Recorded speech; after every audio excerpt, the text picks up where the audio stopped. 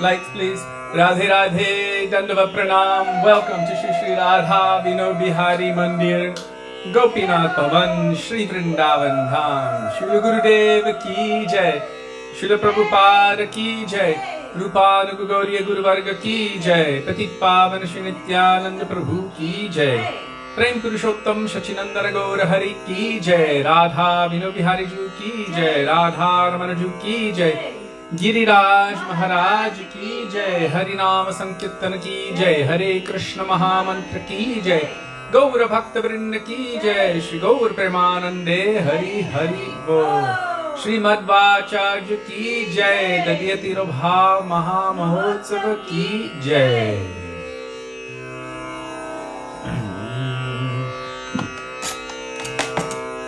So we will begin with Mangalacharan, page 1 of this book, Shri Gauriya Giti Guccha, Vandeham Shri Guru Shri Yuta Padakamalam, calling out to all of our gurus and guardians for their mercy, for their grace, for their presence, for their blessings in our life and in our endeavors.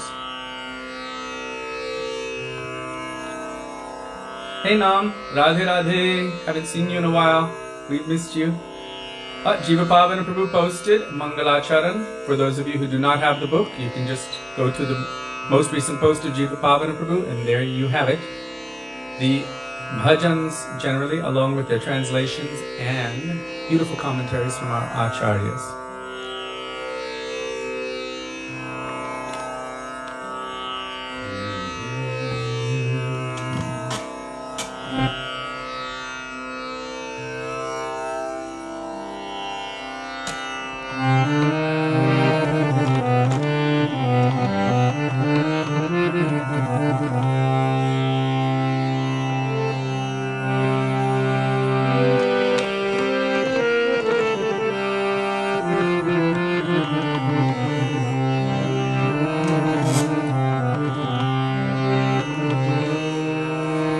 Vandeham Shri Guru Shri Dāmodara Shri Guru Vaishnavāśta Shri Rupam Sagrajatam Sahagano Raghunathanvitam Sajivam Sadvekam Savadhutam Arjana Sahitam Krishna Chaitanya Devam Shri Radha Krishna Padam Sahaganam Lalita Shri Vishakhanvitamshra Om Ajnanatirandhasya Jnananjana Shalakaya Chakshurmilitam Yena Tasmai Shri Gurave Namaha Namo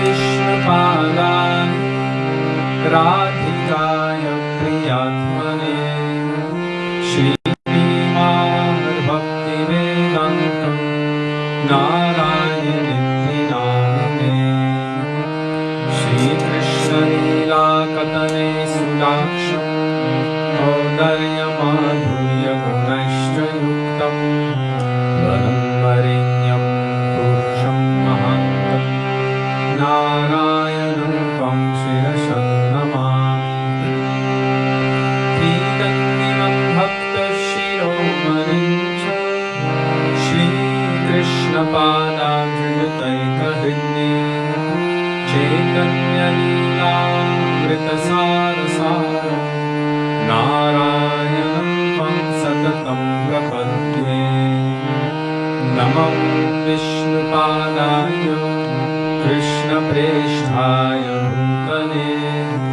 Śrīmate Bhaktivedānta Swami Niti Namine Namaste Saraswati Deve Gauravani Pracharine Nirvishesha Shunyavadi Paschatya Deshatarine Namo Vishnupadaya Gaura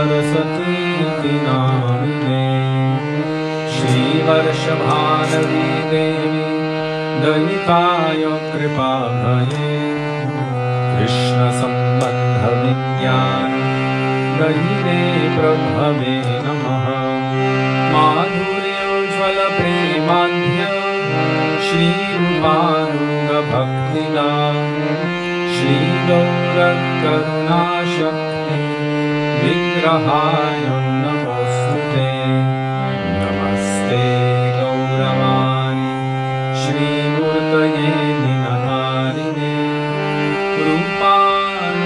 रूपानुगतिरुद्धाप सिद्धान्तमन्त्रहारिणे नमो गौरकिशोराय साक्षात् वैराग्यमूर्तये विप्रलम्भरसम्बोधे पदाम्बुजायते नमः नमो भक्तिविनोदाय सच्चिदानन्दनामिने गौरशक्तिस्वरूपाय रूपानुगम्बरायते गौराविर्भावरूपे स्वं निर्देष्टा सजनप्रिय वैष्णव सार्वभौम श्री जगन्नाथाय ते नमः वाञ्छाकल्पतरुभ्यश्च कृपासिन्धुभ्य एव च पतितानां पावनेभ्यो वैष्णवेभ्यो नमो नमः नमो महावदन्याय कृष्णप्रेमप्रदायते कृष्णाय कृष्णचैतन्य नाम्ने गौरत्विषे नमः हे कृष्ण करुणा सिन्धो दीनबन्धो जगत्पते गोपेश गोपिकान्तो राधाकान्तं नमोऽस्तुते तप्तकाञ्चन गौराङ्गी राधे वृन्दावनेश्वरी वृषभानुसुते देवी प्रणमामि हरिप्रिये जयतां सुरतो मङ्गो मम मन्दं मतिर्गति मत्सर्वस्वपदम्बोजं राधामदनमोहनो यद्वृन्दारण्यकल्पद्रुमदं श्रीमद्रत्नागारसिंहासनस्थो श्रीराधा श्रीलगोविन्ददेवो प्रेष्ठानिधिः सेव्यमानो स्मरामि श्रीमद्रसरसारम्भे वंशिवत्तत्ततस्थितः कार्षण्येन्दुस्वनैर्गोपी गोपीनाथश्रिये नः वृन्दायै तुलसीदेव्यै प्रियायै केशवस्य च कृष्णभक्तिप्रदे देवी सत्यवत्यै नमो नमः पञ्चतत्त्वात्मकं कृष्णं भक्तरूपस्वरूपकं भक्तावतारं भक्ताख्यं नमामि भक्तशक्तिकम् जय श्री कृष्ण चैतन्य प्रभु नित्यानंद श्री अद्वैत गदाधर श्रीवासदि गौर भक्तवृंद चैतोदर्पणमार्जन भवमहादावाग्निर्वाहनम् श्रीअद्वैतचन्द्रिका वितरणम् विद्यावधूजीवनम् आनन्दमुदिवर्धनं प्रतिपदं पूर्णामृताश्वाननं सर्वात्मस्नपनं परं विजयते श्रीकृष्णसंकीर्तनम् हरेर्नाम हरेर्नाम हरेर्नामेव केवलम् कलो नास्त्येव नास्त्येव नास्त्येव गतिरन्यथा हरे Krishna Krishna Krishna Hare Hare Hare Ram, Hare Ram, Ram Ram, Hare Hare, Hare Krishna, Krishna Krishna, Hare Hare, Hare Ram, Ram Ram, Hare Hare, Hare Krishna, Krishna Krishna, Hare Hare, Hare Ram, Ram Ram, Hare Hare.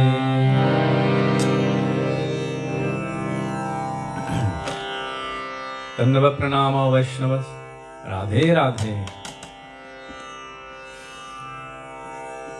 Remind me, we're going to sing also after the Guru Bhajan, we're going to sing Guru Parampara, Krishna Haite Chaturmukha.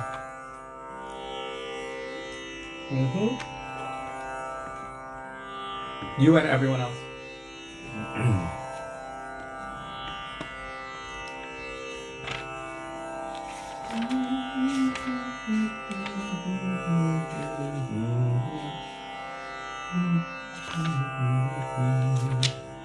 Jai Jai Shri Guru Prema Kalpataru by Vaishnava Das, page 29.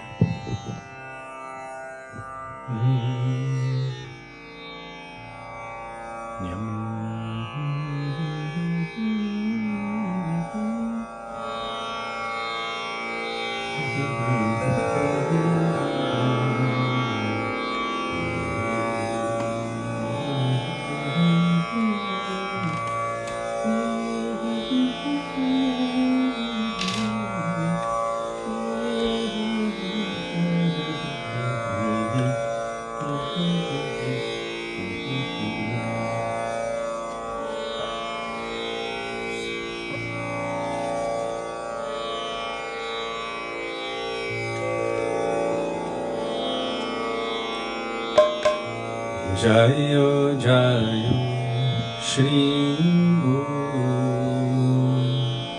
Prema Kalpataru Jayo Jayo Shri Guru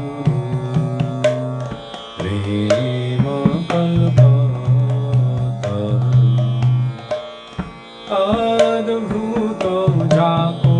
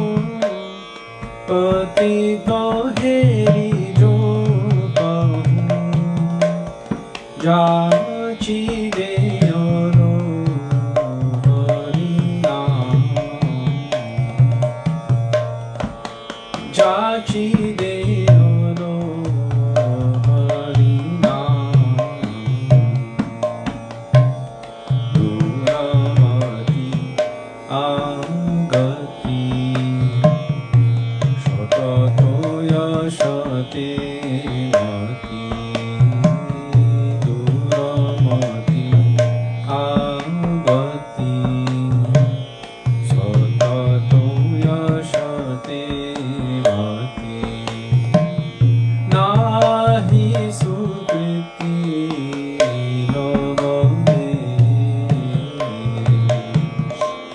nahi sukriti ravane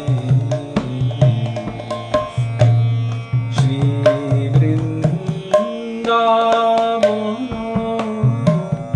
jugala bhajano dhano Shri Vrindavana jugala bhajano dhano tahi goro upade tahi goro upade Niramala Gora Premarasa Sinchane Niramala Gora Premarasa Sinchane Puralo Jagajano Ash Puralo Jagajano Ash Socharanam Mujhe Rati nahi hoyalo Socharanam mujhe rati nahi hoyalo Royato Vaishnavadas Royato Vaishnavadas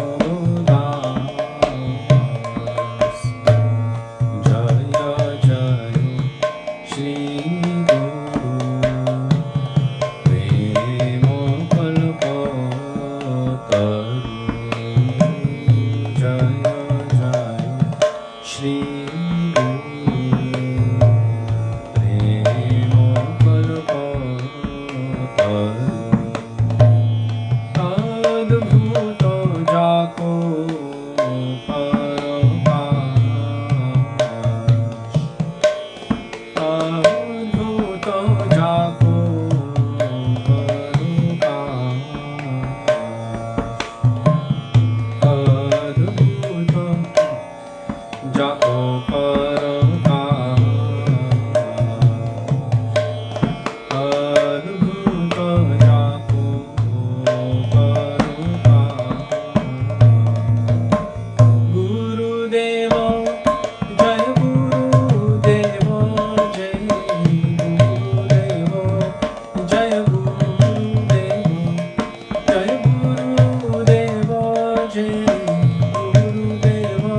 Jai Gurudeva Jai Gurudeva Jai Prabhupada Jai Prabhupada Prabhupada Jai Prabhupada Jai Prabhupada Jai Prabhupada Jai Prabhupada Jai Prabhupada Guru Parampara Guru Parampara Guru Parampara Guru Parampara Guru Parampara Guru Parampara Parampara Guru Parampara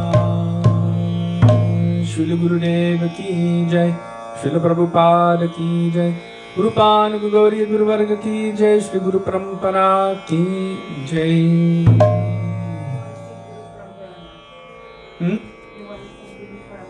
Thank you.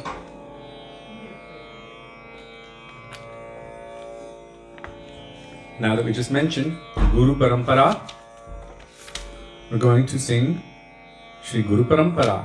It is page 23 in our songbook. It starts, it's not a songbook, it is a treasure trove. Page 23, Krishna Hoite Chaturmukha, and this version has been composed by Srila Bhaktivedānta Saraswati Gosvāmī Prabhupada.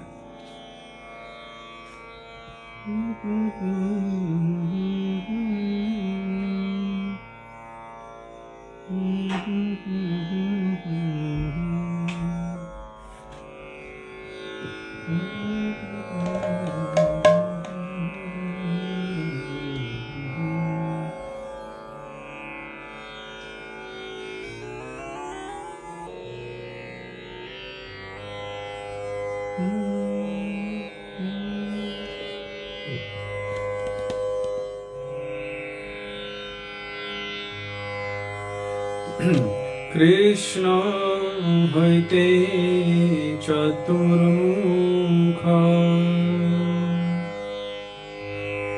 hoi Krishna sevanmukha Krishna hoite chaturmukha hoi Krishna sevanmukha Brahma hoite Narodero mati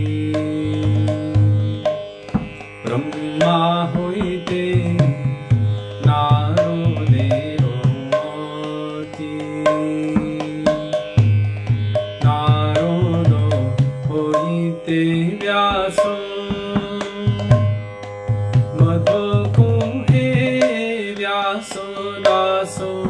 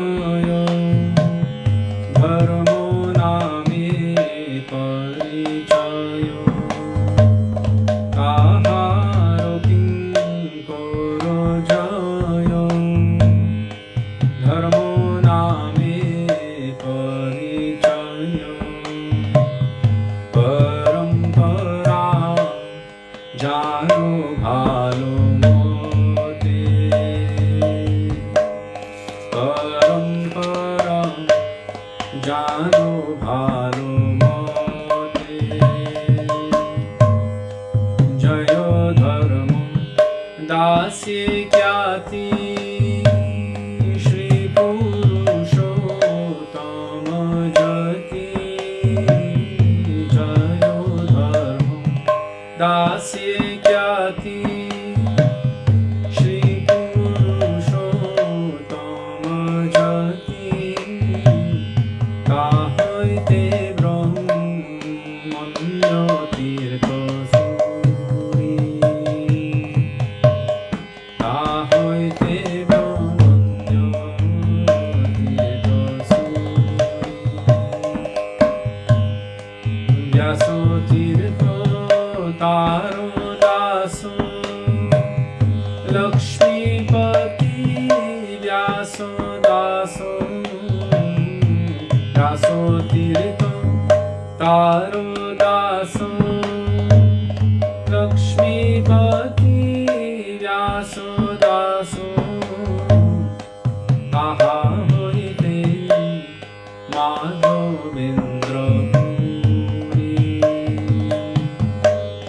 তাহা হইতে মাধবেন্দ্র পুরী মাধবেন্দ্র পুরী বর শিষ্য বর শ্রীশ্বর মাধবেন্দ্র পুরী বর শিষ্য বর শ্রীশ্বর নিত্যানন্দ শ্রী অদ্বৈত বিভু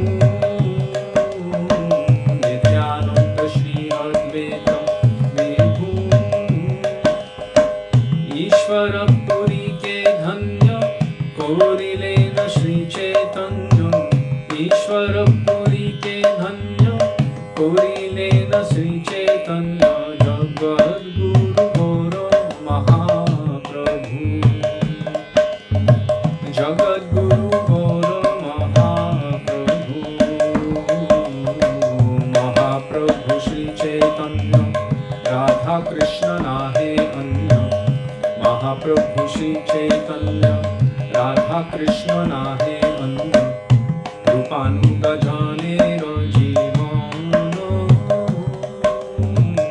रूपानुग जानेर जीवन विश्वम्भर प्रियंकर श्री स्वरूप दामोदर विश्वम्भर प्रियंकर श्री स्वरूप दामोदर श्री गोस्वामी रूप सनातन श्री गोस्वामी रूप सनातन रूप प्रिय महाजन जीव रघुनाथ हर रूप प्रिय महाजन जीव रघुनाथ हर तार प्रिय कवि कृष्ण दास तार प्रिय कवि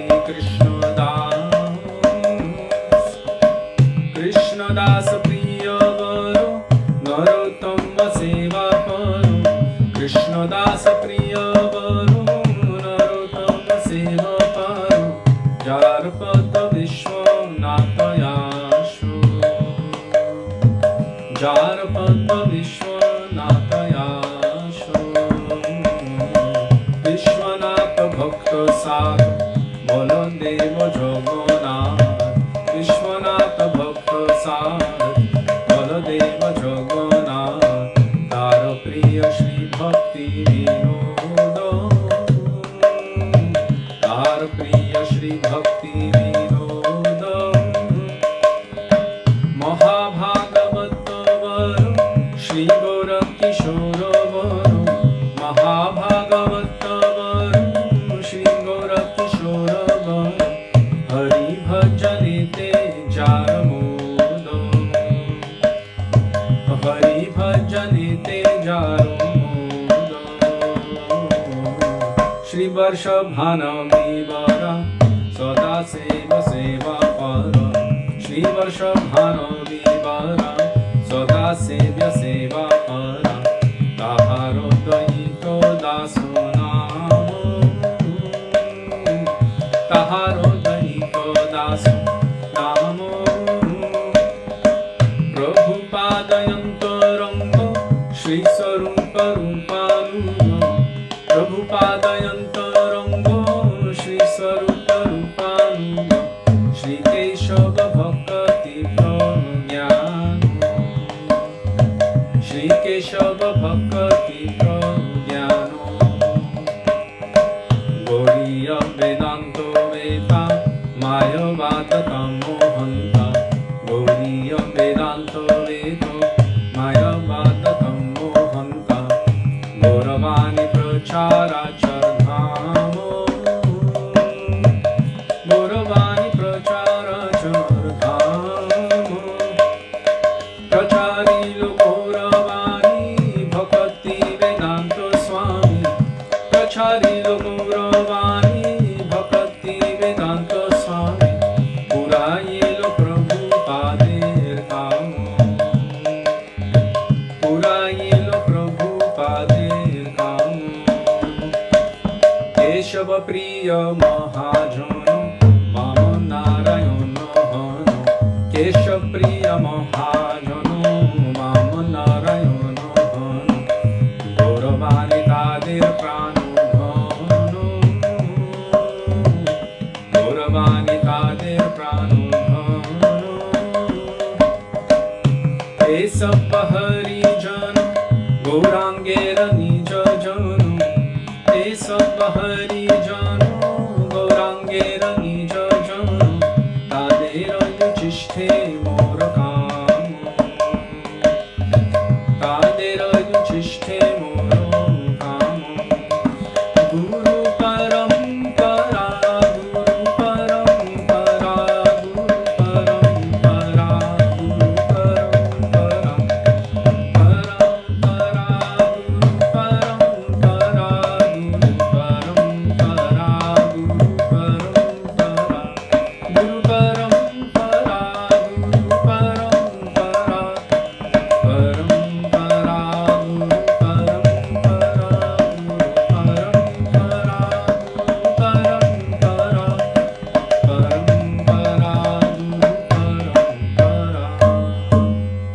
Shri Guru Parampara ki jai, Srimad-Bhagavata ki jai.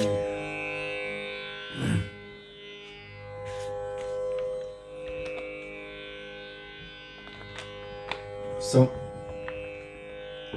we sang that particular bhajan because it is showing our succession of gurus. It's interesting because in English we know it as the disciplic succession or the succession of disciples, and yet the title here is Shri Guru Parampara, which means the succession of gurus. So if one understands what is the meaning of true disciple or Sat Shishya, then they will understand that a Sat Shishya is in essence non-different from a Sat Guru. So whether you call it Guru Parampara or disciplic succession, they are all transcendental personalities that Srila Bhaktisiddhanta Saraswati Prabhupada has placed here. Of course, there are thousands that have not been mentioned, but he mentioned the main pillars. You know, when you have a power line, in that power line, electricity is flowing through, but there are posts here and there, and those posts are the things that are seen, which enable us to recognize, oh, there's a power line there. Because the line may be flowing, but you don't necessarily see all of it. But those who are main contributors and or those who are transcendental associates of the Lord, manifesting via Bhagavat Shishya Guru Parampara, because not all of these personalities are direct Diksha disciples of the one mentioned before them. Case in point, Srila Gaura Babaji Maharaj is not a direct Diksha disciple of Srila Bhaktivinoda Thakur. And Srila Bhaktivinoda Thakur is not a direct Diksha disciple of Jagannath Das Babaji Maharaj. So many of them are not direct Diksha disciples, but they are carrying the life. And so wherever they are coming from, somehow, this is the main concept of our Guru Parampara, is that they have within them what is known as Gurutva. Gurutva means that heaviness. They are saturated with Krishna Bhakti Ras and Prem. So they, in essence, are Guru. And those who are not saturated with Krishna Bhakti Rasa and Prem, they are known as laghu or light. Difference between 10 kilos of gold and the same size of candy floss or cotton candy.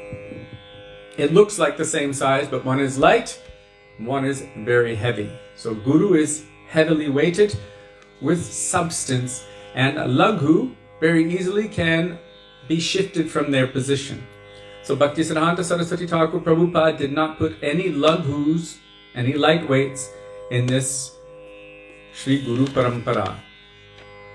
Another thing you may have noticed near the end, in different versions, because as we were growing up in the International Society for Krishna Consciousness, there is one for our Srila A.C. Bhaktivedānta Swami Prabhupada, where it says, Tara Pradhan Pracharako Shri Bhaktivedānta Nama. I can't remember the full thing because I've been singing this one now. But anyhow, the reason why that's not in here like that is because technically, theoretically, when you are mentioning different great personalities, and it's showing here, after him, he followed, after him, he followed.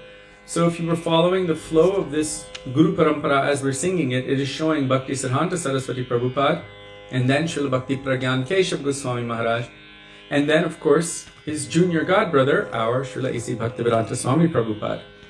So, our Srila A.C. Bhaktivedānta Swami Prabhupada, although he received sannyas from our Param Gurudev and saw him as Shiksha Guru, still, it's not appropriate to artificially impose that upon him. And I'm using the word artificially in terms of that it's not for us to present that. If our Srila Prabhupada was again and again presenting that, like our Gurudev presented always, offering pranam to his own Gurudev, Bhakti Pragyan Keshav Goswami Maharaj, and the same unlimited Dandavat pranam to Srila A.C. Bhaktivedānta Swami Maharaj, our Srila Prabhupada. So he would offer to both and say, my Shiksha Guru. So he publicly acknowledged that before every class. And so it would be proper and etiquette to even place the name of Bhakti Pragyan Keshav Goswami Maharaj and Bhaktivedānta Swami Srila Prabhupada there before the name of our Gurudev. But in the flow of the prayers, it appears to show that the Diksha Guru of our Srila A.C. Bhaktivedānta Swami Prabhupada is Srila Bhakti Pragyan Keshav Goswami Maharaj. So in order to avoid that, I'm going to use the word, Rasabas. It's not true that he is his Diksha Guru. Bhaktisiddhanta Saraswati Thakur Prabhupada is his Diksha Guru. So then they have given this prayer, Pracharilo Gauravani. He is preaching the message of Sri Chaitanya Mahaprabhu, the essence of the teachings of Mahaprabhu. Who is that? Bhaktivedānta Swami. That is his sannyas name. Purayilo Prabhupadir Kama. Purayilo means completely fulfilled the desire of his Bhaktisiddhanta Saraswati Thakur Prabhupada. And so directly mentioning the name of his Gurudev in this prayer with relation to him and what he came to give, it is a very beautiful glorification of him.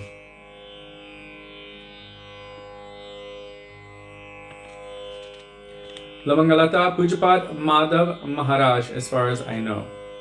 Bhaktivedānta Madhav Maharaj. I said as far as I know, because he wrote it down and then Gurudev confirmed it.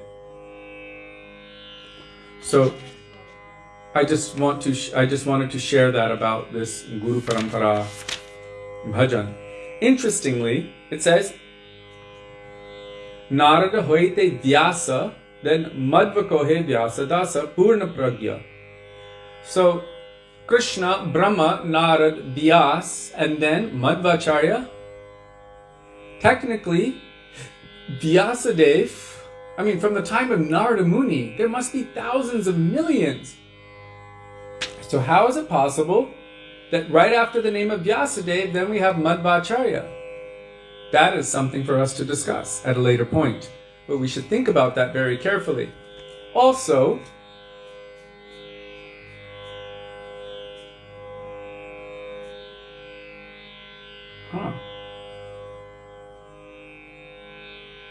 So we will discuss that. I was going to share something else, but I'll share that later too. So now we will call out for the mercy of Vaishnavas.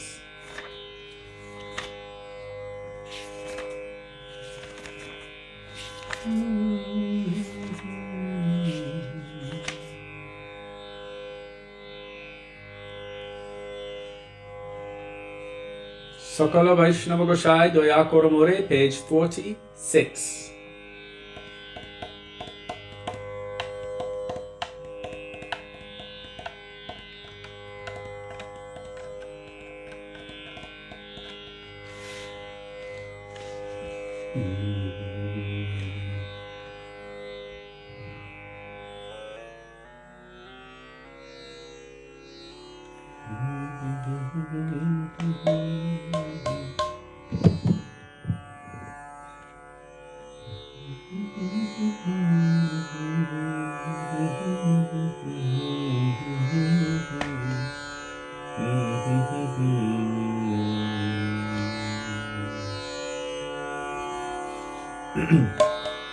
Sakala Vaishnava Gosai Doya Koromore Dante Trinadhari Kohe Edino Pamare Sakala Vaishnava Gosai Doya Koromore Dante Trinadhari Kohe Edino Pamare Sakala Vaishnava Gosai Doya Koromore Dante Trinadhari Kohe Edino Pamare Sakala Vaishnava Gosai Doya Koromore Dante Trinadhari Kohe Edino Pamare Shri Guru Charanaya Shri Krishna Chaitanya Shri Guru Charanaya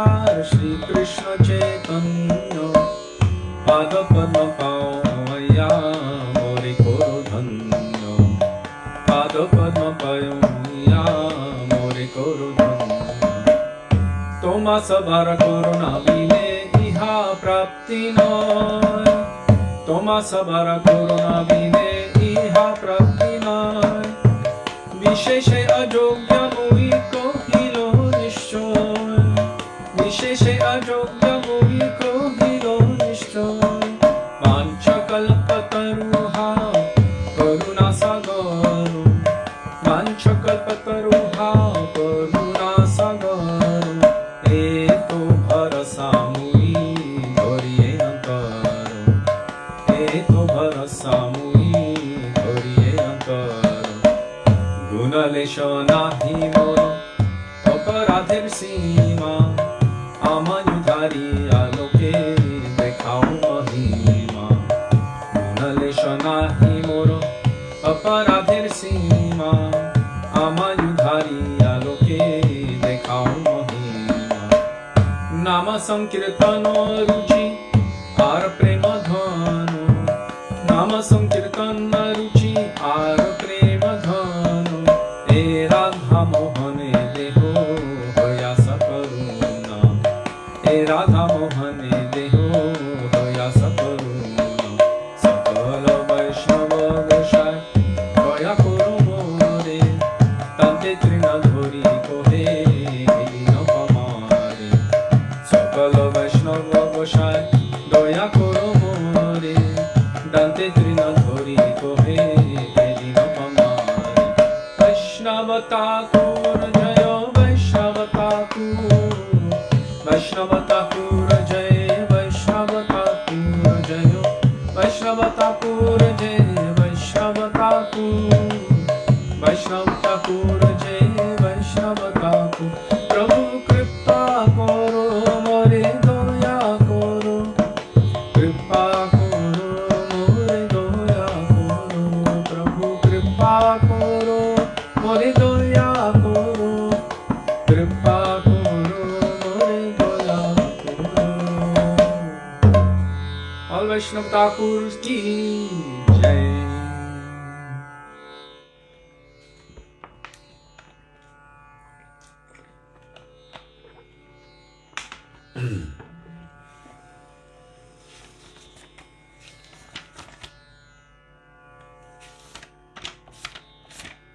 Yang Kalirupa Sharira Nadharata. And since the last time we sang it in, I don't know the name of that rag, but this time we're going to sing it in Malkons.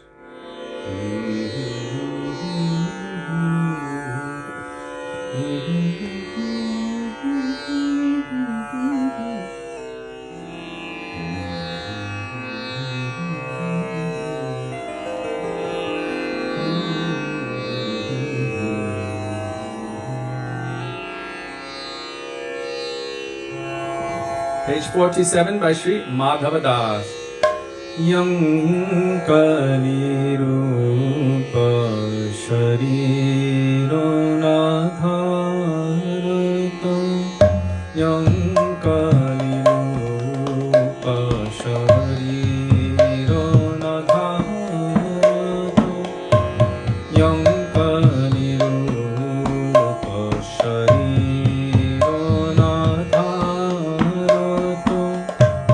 Yang Kalirupa Shariro Nadharata. Tan Braja Prema Maharidhi Kutariko. Tan Braja Prema Maharidhi Kutariko.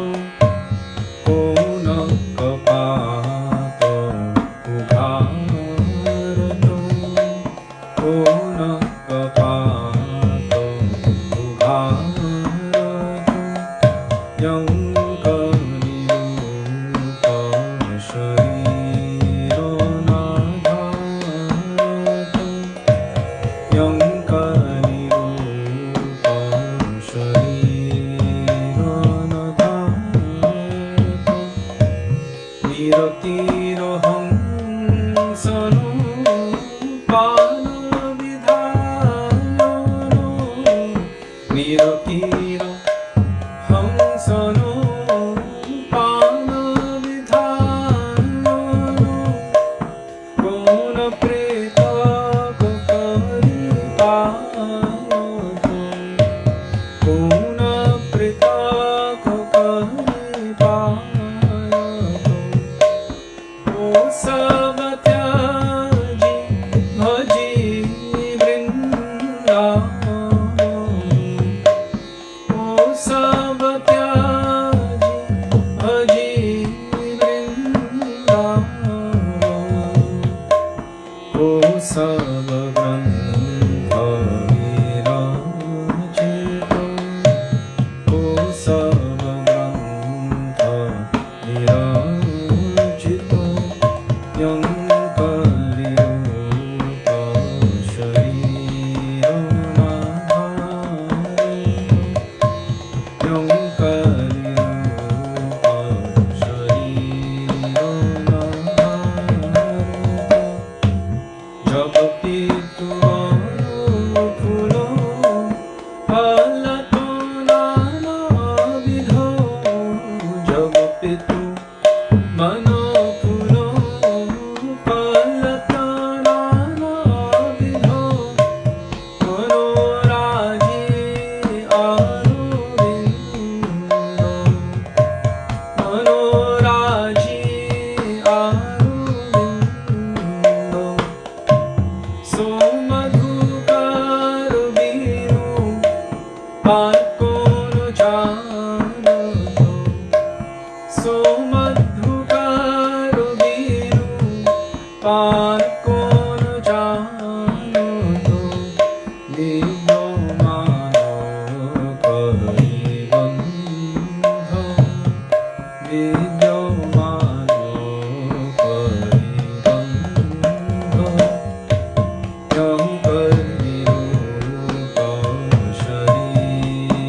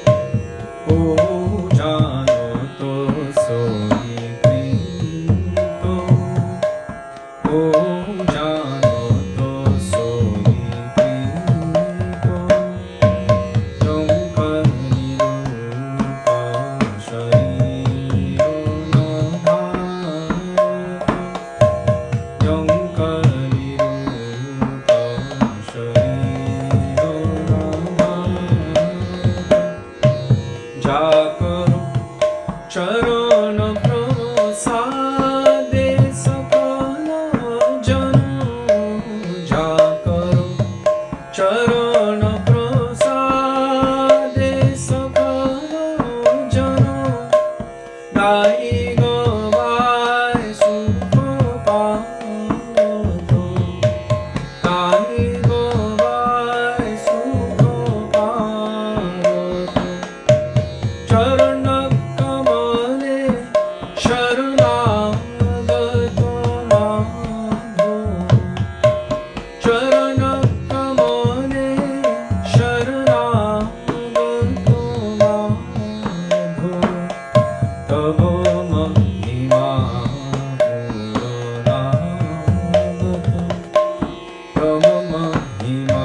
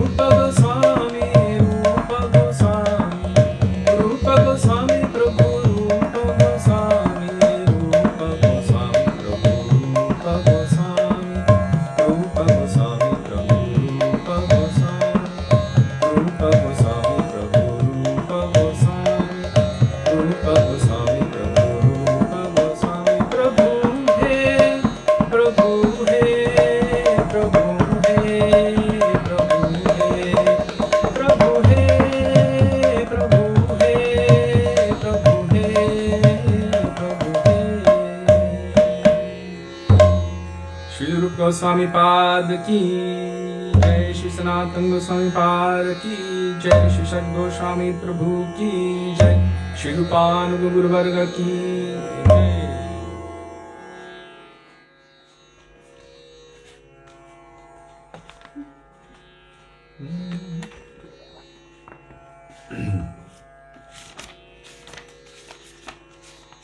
And now we call for the mercy and grace and presence of Shri Nityananda Prabhu. Shri Nityananda Prabhu Ki Jai. Instead of, okay. You want me to do Jai Sachinandan Jai Gaurahari in that rag, same? Okay. Just nice, it's not easy to call out. Okay, so we're going to call out the names of Nityananda Prabhu and Sachinandan Gaurahari. And you may be able to find the bhajan in here, but I'm not going to sing the full thing anyway. Jai Sachinandan, Jai Gaurahari, Nitai Gauranga, Bole Nitai Gauranga. Okay, and it's going to be in the same rag that we just did, only a half note higher.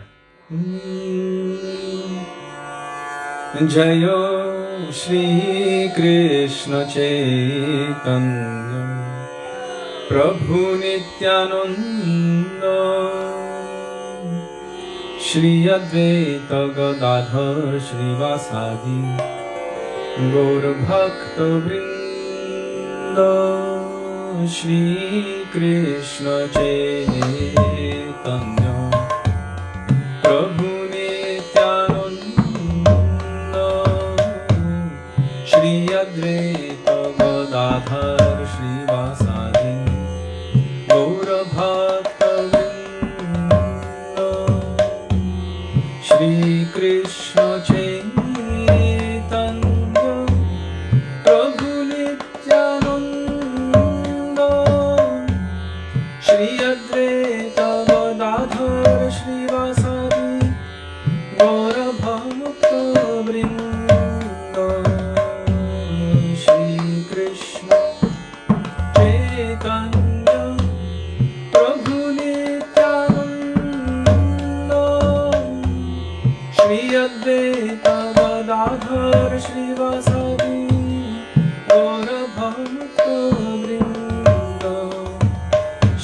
Krishna Chaitanya Prabhu Nityananda, Shri Krishna Chaitanya Prabhu Nityananda, Shri Advaita Gadadhara Shivasadi Gaura Bhakta Vrinda, Shri Advaita Gadadhara Shivasadi Gaura Bhakta Vrinda, Jaya Sachinandana, Jai Gaura Hari, Jaya Sachinandana, Jai Gaura Hari, Jaya Sachinandana, Jai Gaura Hari, Jaya Sachinandana, Jai Gaura Hari, Jaya Sachinandana, Jai Gaura Hari, Jaya Sachinandana, Jai Gaura Hari, Jaya Sachinandana, Jai Gaura Hari, Jaya Sachinandana, Jai Gaura Hari,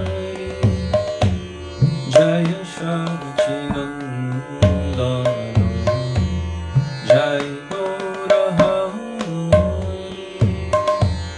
Jaya Sachinandana, Jai Gaura Hari, Nitai Gaurango Jayo, Nitai Gaurango, Nitai Gaurango Jayo, Nitai Gaurango, Nitai Gaurango Jayo, Nitai Gaurango, Nitai Gaurango Jayo, Nitai Gaurango, Nitai Gaurango Jayo, Nitai Gaurango,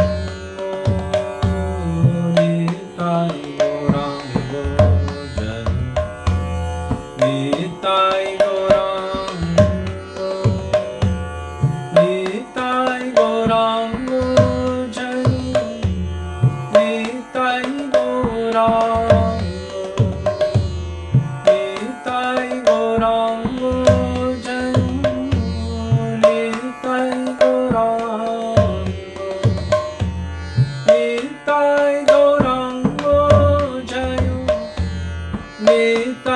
Gaurango, Nitai Gaurango Jayo, Nitai Gaurango, Nitai Gaurango Jayo, Nitai Gaurango, Nitai Gaurango Jayo, Nitai Gaurango, Nitai Gaurango Jayo, Nitai Gaurango,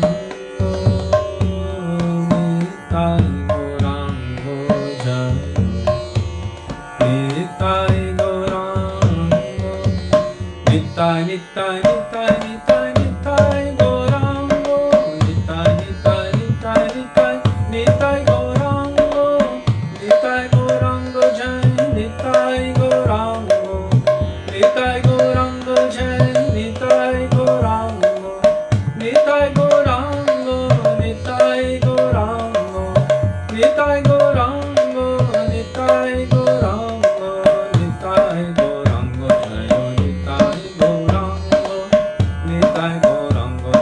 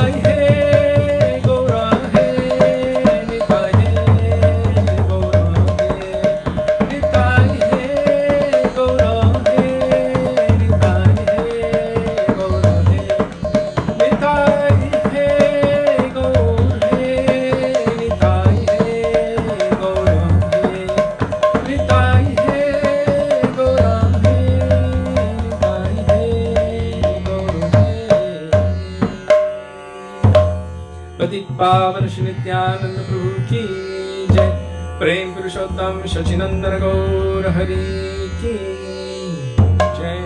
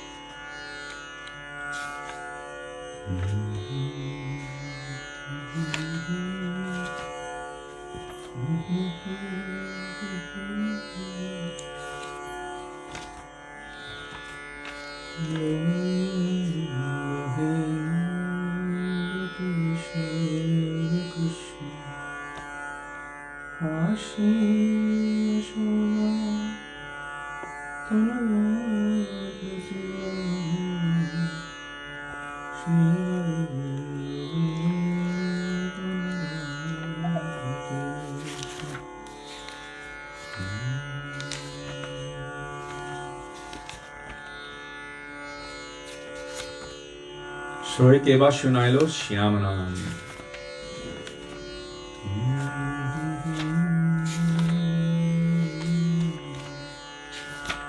Where did it go? Soy que va shunailo shyamanam. Page 183 in our treasure trove by Sri Chandidas. 183.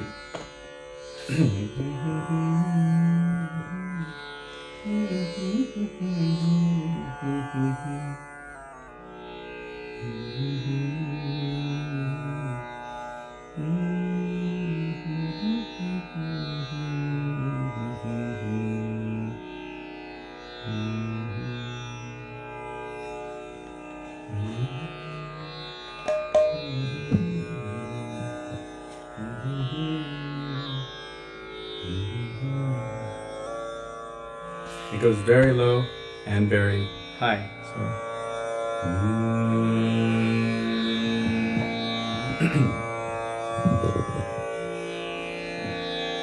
Shri Radha Shyam Sundar Ju ki jai.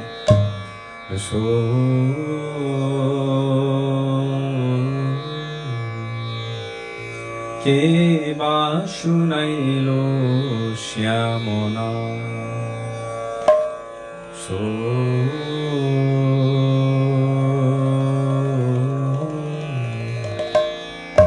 কে বা শুনাইল শ্যামনা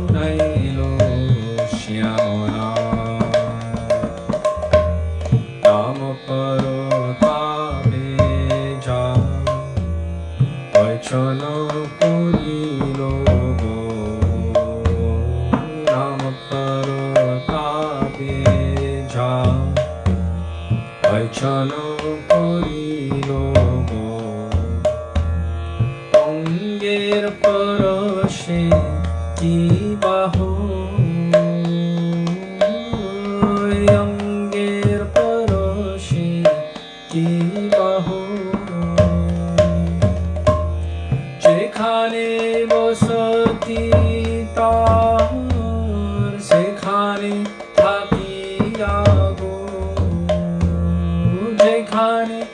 বসতি তা সেখানে তাকিয়া গো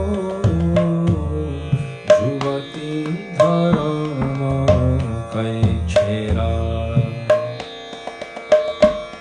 যুবতী ধর্ম कै छेरा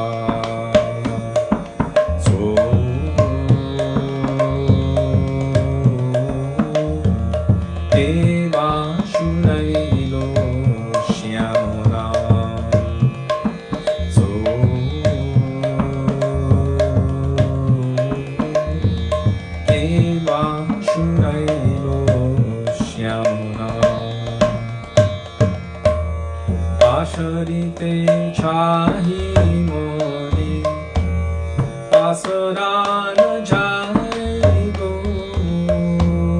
পাশরিতে ছাহি মনে পাশরান যায় গো কি করিব কি হবে উপায় কি করিব কি হবে উপায় সখিরে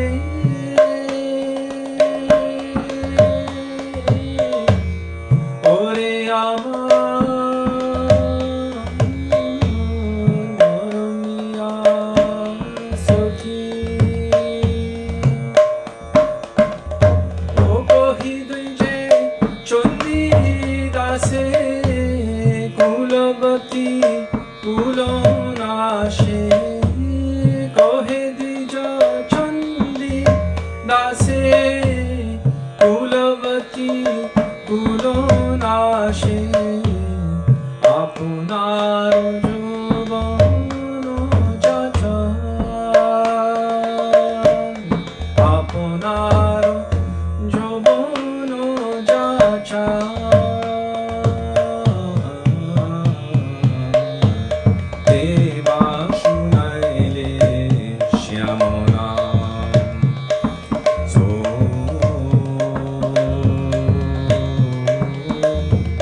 দেবা শুনাইল শ্যামনা ও দেবা শুনাইল শ্যামনা ও দেবা শুনাইল শ্যামনা ও দেবা শুনাইল শ্যামনা দেবা শুনাইল শ্যামনা রাধে শ্যাম রাধে শ্যাম রাধে শ্যাম রাধে শ্যাম রাধে শ্যাম রাধে শ্যাম রাধে শ্যাম রাধে শ্যাম রাধে শ্যাম রাধে শ্যাম রাধে শ্যাম রাধে শ্যাম রাধে শ্যাম রাধে শ্যাম রাধে श्याम राधे श्याम श्री कृष्ण कन्हैया लाल की जय।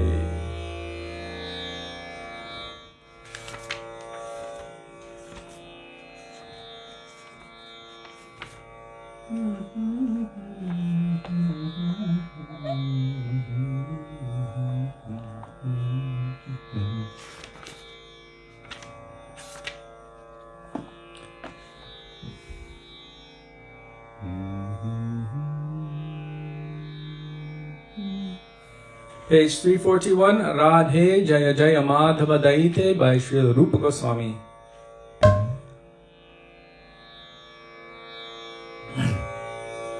Radhe Jaya Jaya Madhava Daite Radhe Jaya Jaya Madhava Daite Radhe Jaya Jaya Madhava Daite Radhe Jaya Jaya Madhava Daite Gokulata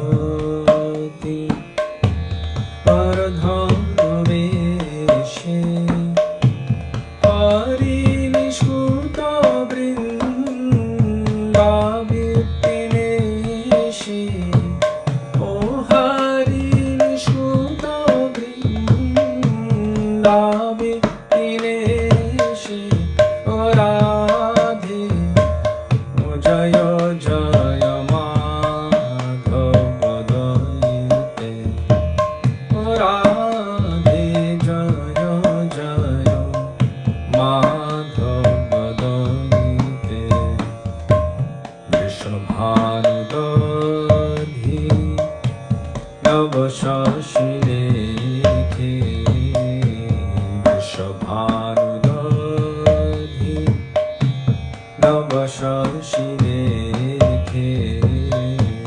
Vrishabhanudadhi Navashashilekhe Vrishabhanudadhi Navashashilekhe Lalita Sakhi Guno Ramita Vishakhi Lalita Sakhi Guno Ramita Vishakhi O Radhe Jaya Jaya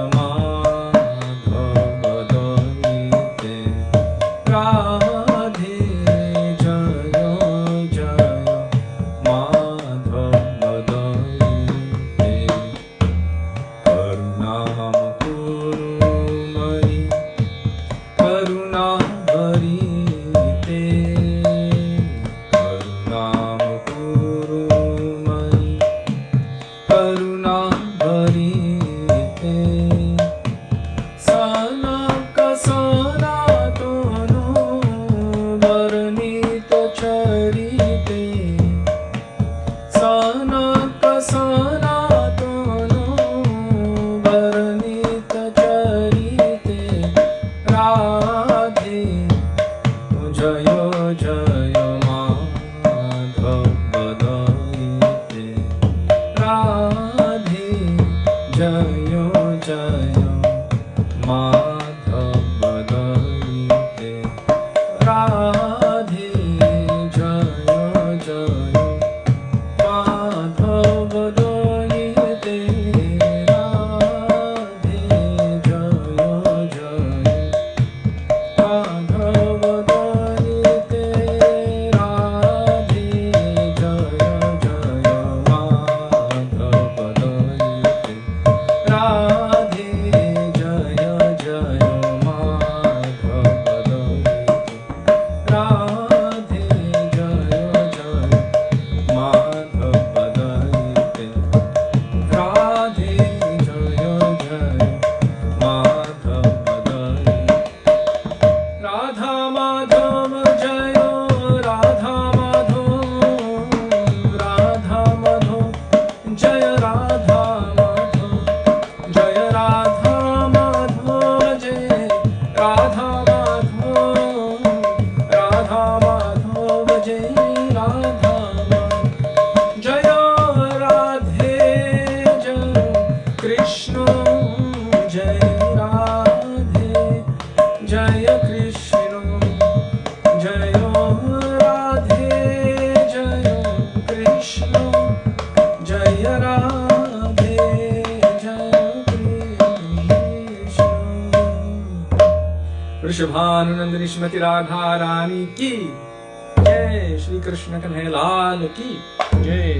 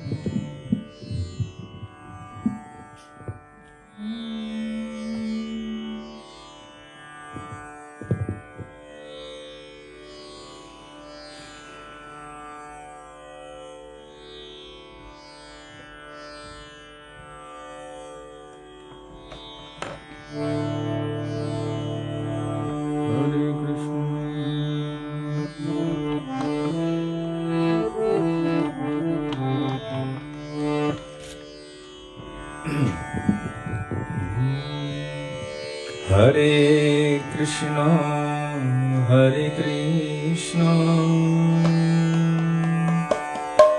Krishna Krishna, Hare Hare,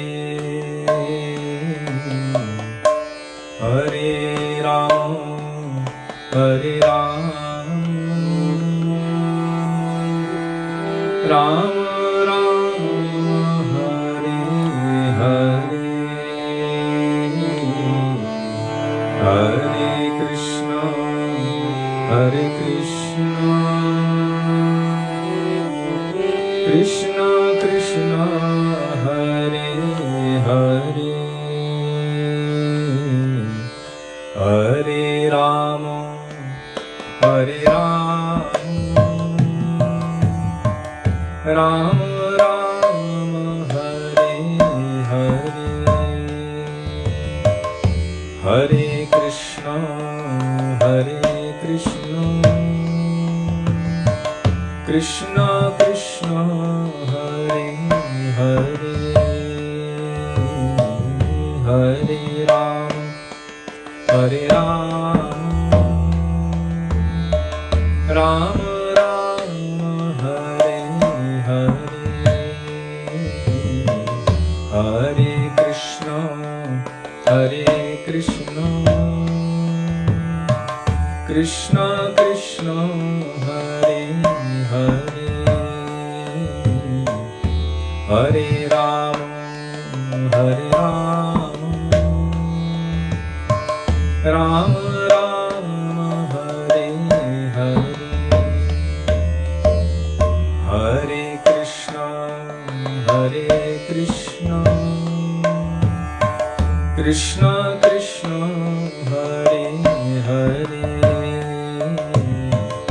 Hare Rama, Hare Rama, Rama Rama, Hare Hare, Hare Krishna, Hare Krishna, Krishna Krishna, Hare Hare, Hare Rama, Hare Rama,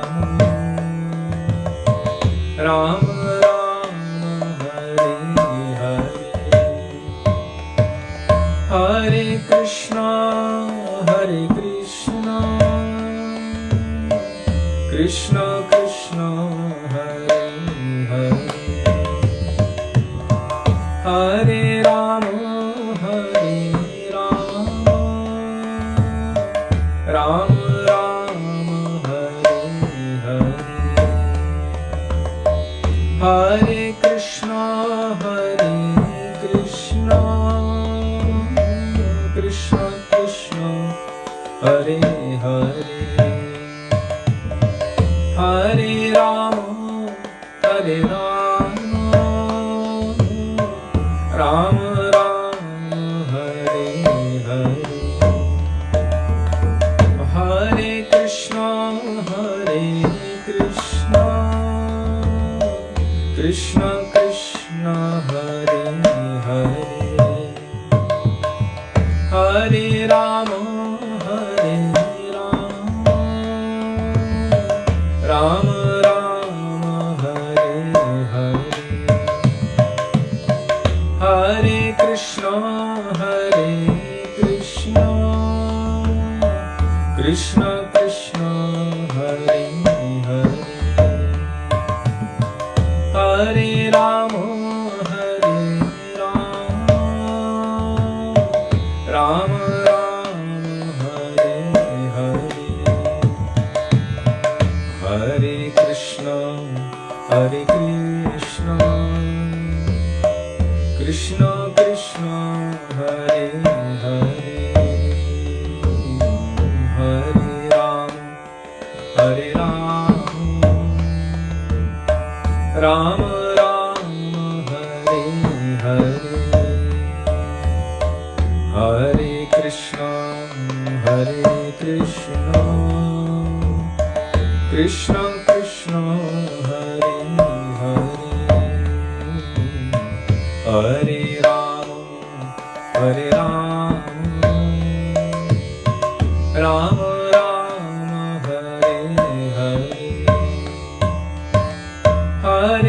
Krishna, Hare Krishna, Krishna Krishna, Hare Hare, Hare Rama, Hare Rama,